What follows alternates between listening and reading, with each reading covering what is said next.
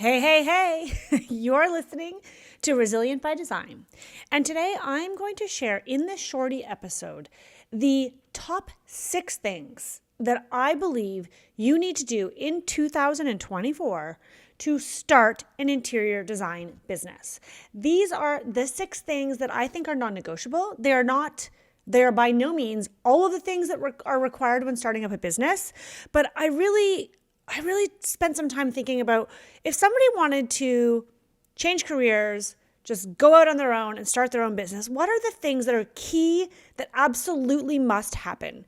And so in my experience from what has been the most impactful in my business, I'm going to share with you 2 sides of the coin.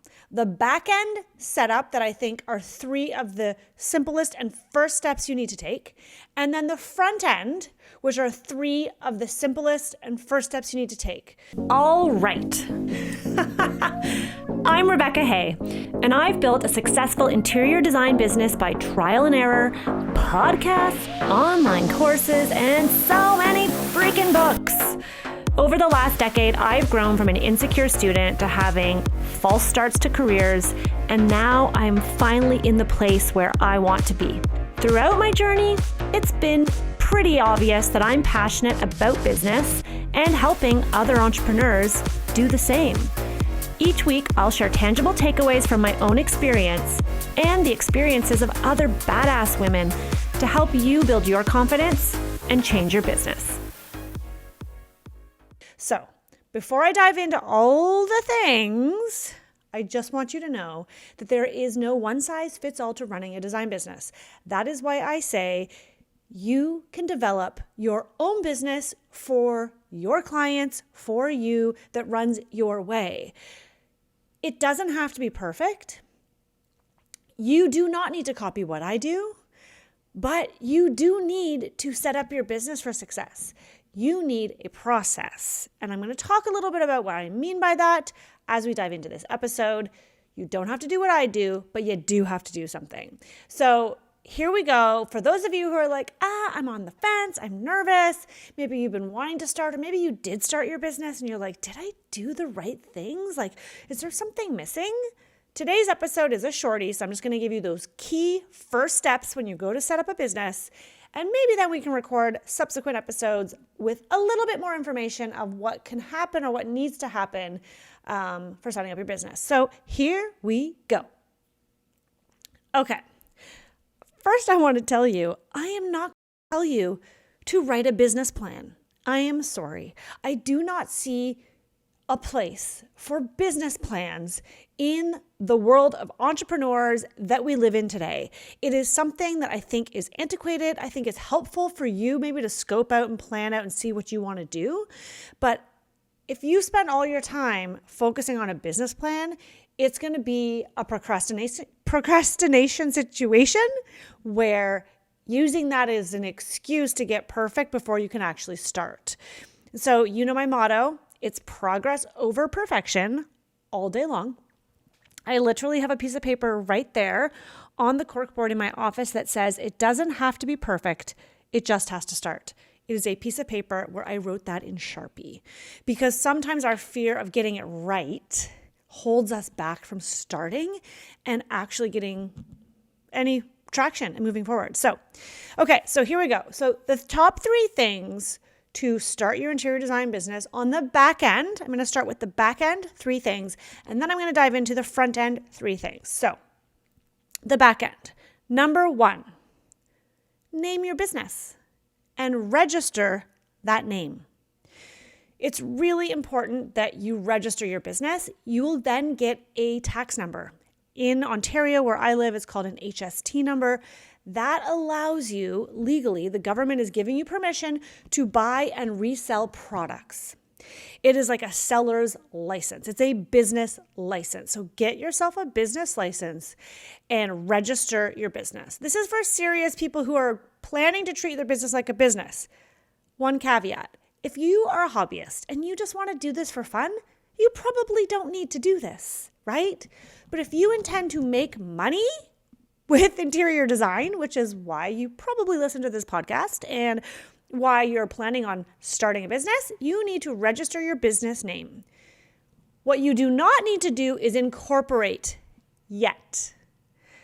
I ran my business for the first 2 years with a business license. I did not have an incorporation. It was only after the guidance and advice of my trusted accountant that I decided to incorporate. So if you want more information on the difference of that, you're going to have to do some Googling, talk to your accountant, talk to some professionals. I can definitely dive into that in a future episode if you guys are interested, but I am by no means the expert there. Please rely on your accountants to help you determine if you need to incorporate, or there's so many different things, different corps that you can create. But when you're first starting out, you just need to get a business license. Okay, check. That's the first thing. Number 2. Actually, that's not that. I just want to add to that. People struggle with naming things, right? Like coming up with a name, like, what am I going to name my business? And I know because I've struggled with this myself and all the different things that I've done. I want you to consider 2 things when you're coming up with a name. 1, do you want it to have your name in it? So you become the recognizable brand is something that eventually you could branch out and do other things because you are Rebecca Hay. People know who you are. Oh yeah, Rebecca Hay Designs. Oh, Rebecca Hay's the coach, Rebecca Hay. Or do you want to come up with a name for your business that does not have your name, that is something that you could potentially scale and potentially in theory even sell? This is something I didn't think about in the early years. I probably would have come up with a name for my business that was not me. And think about, and I'm getting a little ahead of myself, but when you're coming up with a name, I want you to think about how will that name sound to your ideal client?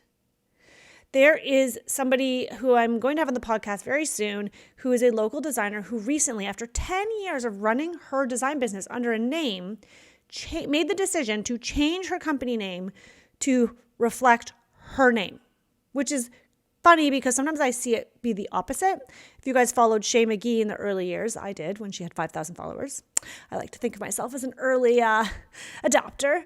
Her business name was different. It wasn't Studio McGee because I remember when she changed her name. She went from, I think it was Shay McGee Interiors, something along those lines, to Studio McGee. And at the time, I think she had 10,000 followers. And I thought, ooh, that's a bold move. Like, why would you want to change your name?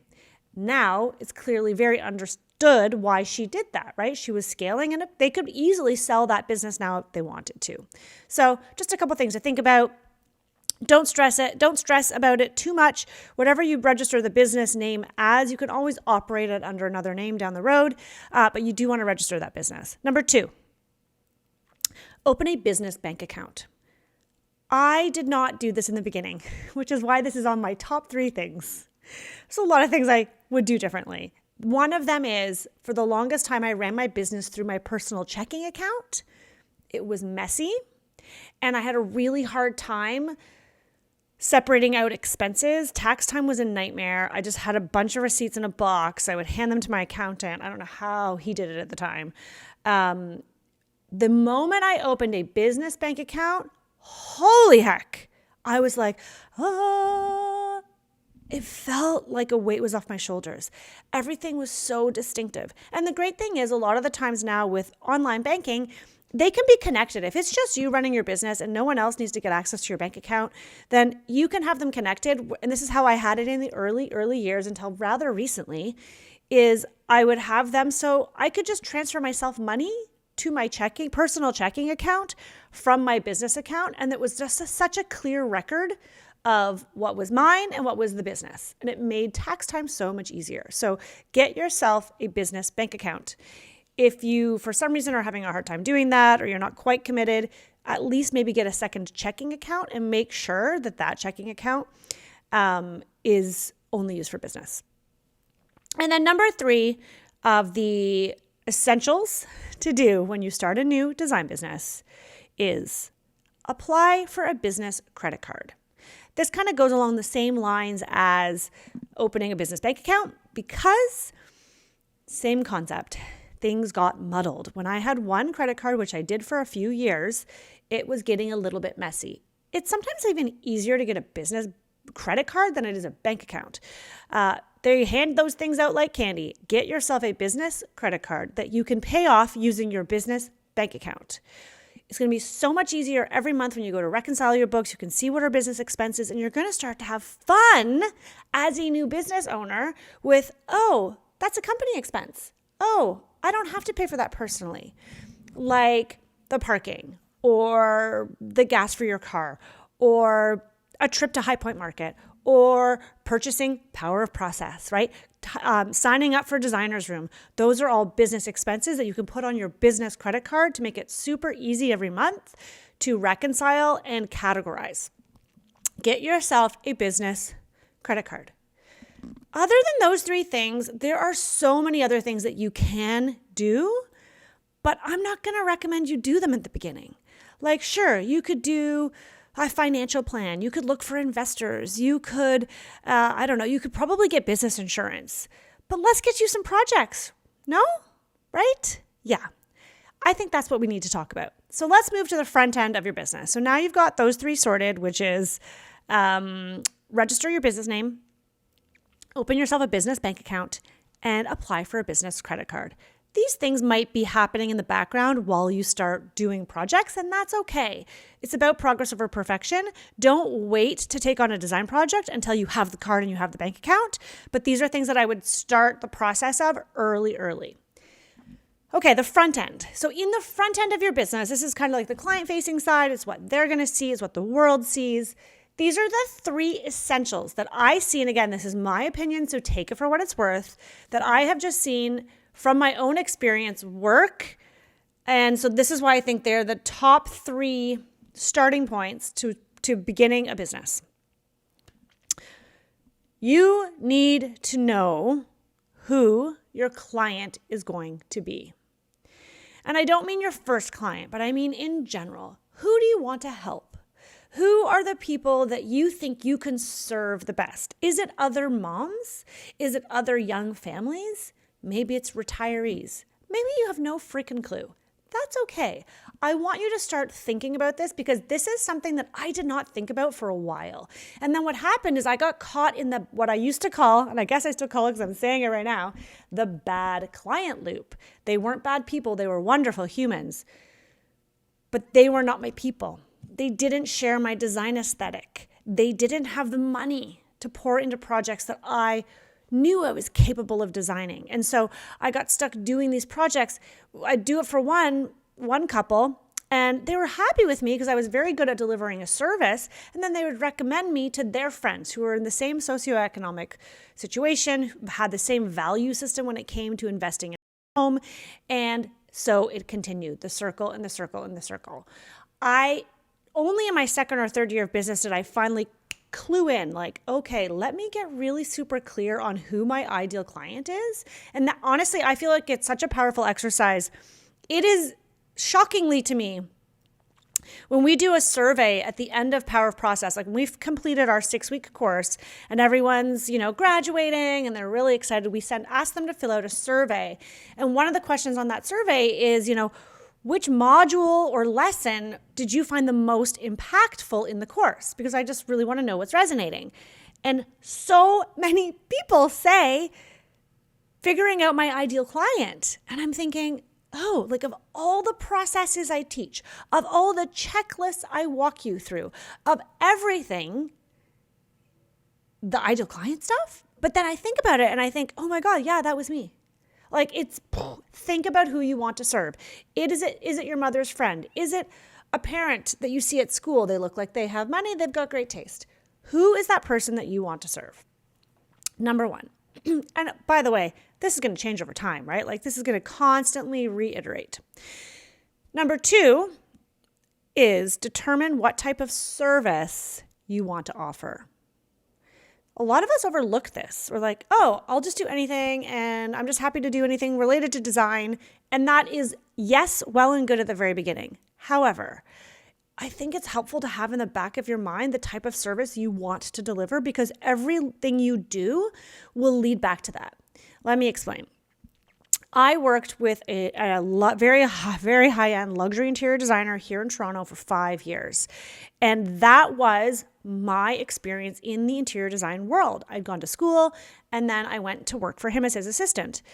And he did the top end homes in Toronto. Like we're talking, we together built a $12 million home in a very fancy neighborhood here in Toronto in Rosedale. Like it was top of the line, budget was no issue. Also, we worked from start to finish.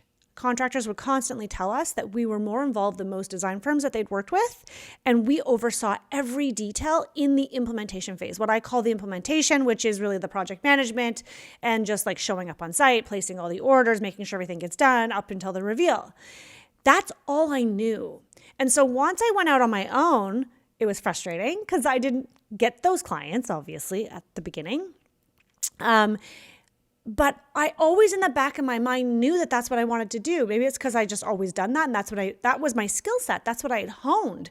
That's where I really learned to control a project and oversee the outcome. And so for me, I always wanted full service design. For you, you might want to do full service. You might just want to do decorating. You might just want to specify hard materials and finishes. You might want to do commercial design like hospitality, office spaces, health and safety. Like you might want to do that area. Maybe you want to do e-design and you don't want to go into someone's house. Like whatever you want to do, there's nothing wrong with that, but you need to determine what is the service offering. And inside Power of Process, I actually walk everyone through an exercise to help them determine what is their core service. So this is something that I preach a lot about. I firmly believe that everyone should, especially when you're starting out, have one core service offering. It can get confusing. Once you've honed in, you've got a process set, you know you can deliver on that one type of service, that core service offering, sure, then you can branch out. Add an online store, I'm trying to think of anything, color consultations, right? But focus on one, because when you focus on trying to be everything to everyone, it's a nightmare. It's chaotic. You're going to feel stressed. You're not going to make as much money. Focus on one core offering. And so I do walk everyone through that inside Power of Process, and I get a lot of pushback, but the people who listen and take my advice and do it always come back to me afterwards and say, wow, that was the best advice. I just feel like a breath of like fresh air and relaxation in my business because I'm focused in on one thing. So figure out what is that core service? What is that type of service that you want to offer? Are you passionate about decorating? Are you more passionate about the construction? Like what floats your boat? Because that is going to come into your process of how you run your business. It's going to come into your marketing. It's going to come into your conversations. And you're going to constantly look for ways to attract more of that type of work. And if you don't know, don't sweat it. Trial and error. You just got to get your feet wet, see what you like. Number 3. The number 3 essential step to setting up an interior design business in 2024 is you need to establish a process. What do I mean and why? So, a process are repeatable steps that you do within your business, within a project. And by repeatable, I mean you do it the same way with every project. You run a project the same way with every client. When I first started out on my own, I can tell you, my experience, though it was in high-end residential and we did incredible work, we didn't follow a process and it felt rather chaotic. And so for me, I was really searching for something. I kept thinking like, oh my God, this is so stressful. I feel like I'm constantly reinventing the wheel. There has got to be a better way. And that's when I started to dive into this idea of having repeatable ways of doing things. But at the beginning, I didn't really believe that that was possible. I knew I needed to organize my business. Like I knew I needed order. I love organization. Like that is my jam. But I didn't know what it was that I needed. And when I first had a coach say to me, you need to come up with like one set system and you just use that with every project. I was like, hold on. I don't think that you can do the same, let's say 5 steps with a decorating project as you can with a kitchen renovation. Like obviously they're totally different. And obviously those processes will be totally different. But the reality was I was wrong in thinking that you can absolutely develop a 5-step, a 10-step, a 20-step process, whatever the heck your heart desires, and use that with every project, regardless of the type that you do. So once you get a process in place, it's going to help you sell your services, and it's going to make things smoother running for you and your clients. And now, taking a course like Power of Process is going to help you build out a robust system that you will follow, repeatable steps. You'll understand the order of things. I get so many messages from designers saying like, can you break down? Can you walk me through what is the order of events in a home renovation? Like, that's a big question for an Instagram DM, obviously. And I'm like, okay, I'll record a podcast about it. But at the same time, it's like, this is what I'm talking about. This is what process is.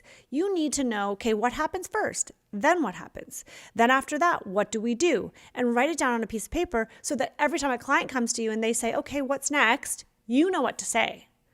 I can't tell you how many times, because this was my model and this is how we did it, which worked for a different generation, but it didn't work for me, where I'd be on the floor with samples and I don't even know what floor plans printed on 8.5 by 11 or 11 by 17 when I finally invested in a nicer printer, and on my client's coffee table, and they were sitting on the couch and I'm on my knees on the ground and I'm showing them this fabric could go for that couch, but maybe we could also do that. What do you think about this tile?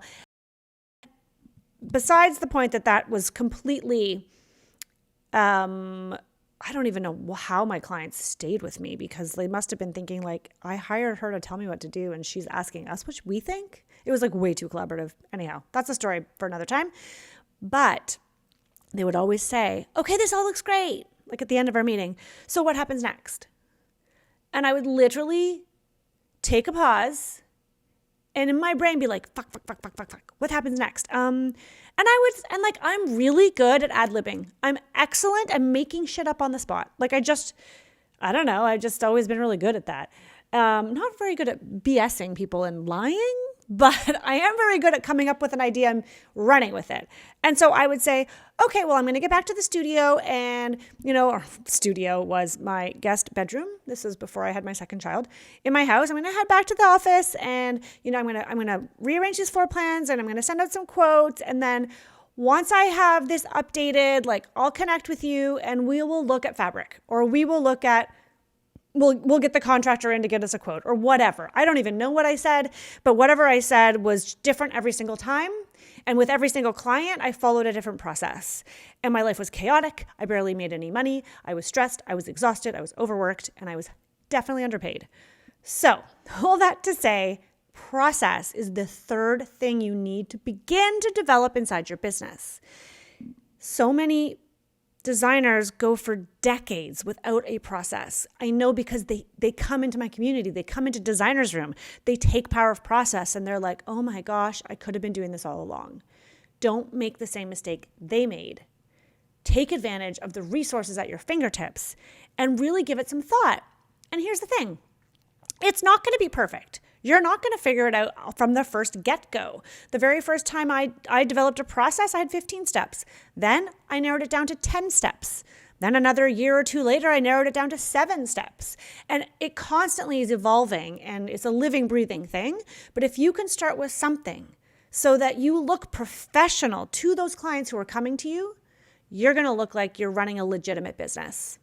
And that's what it's all about, because you want to bring in the money, honey, and you want to bring in those clients, like back to the first step I mentioned, you want to bring in those ideal clients that really value what you have to do.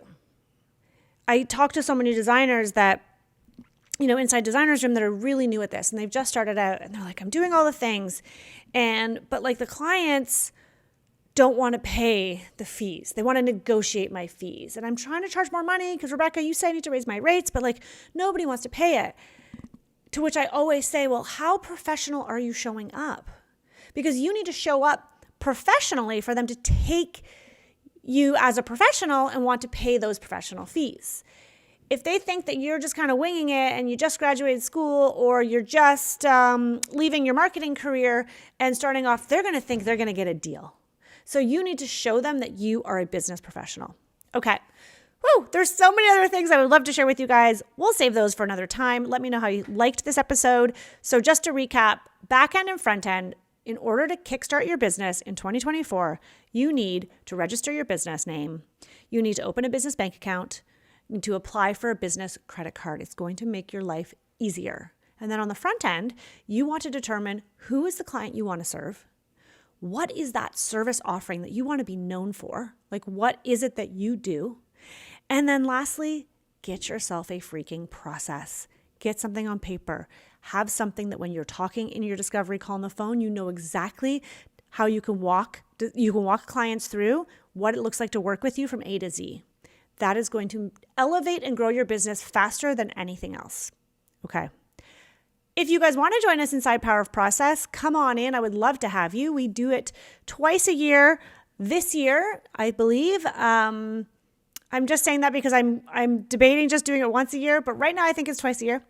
And if you're listening to this in real time when this podcast is airing, I would love to see you inside there. You guys can just go to RebeccaHay.com and check out all the offerings that we have there. If you want to learn a little bit more about how I set up my business, I walk you through step by step inside Power of Process, POP as it's affectionately known.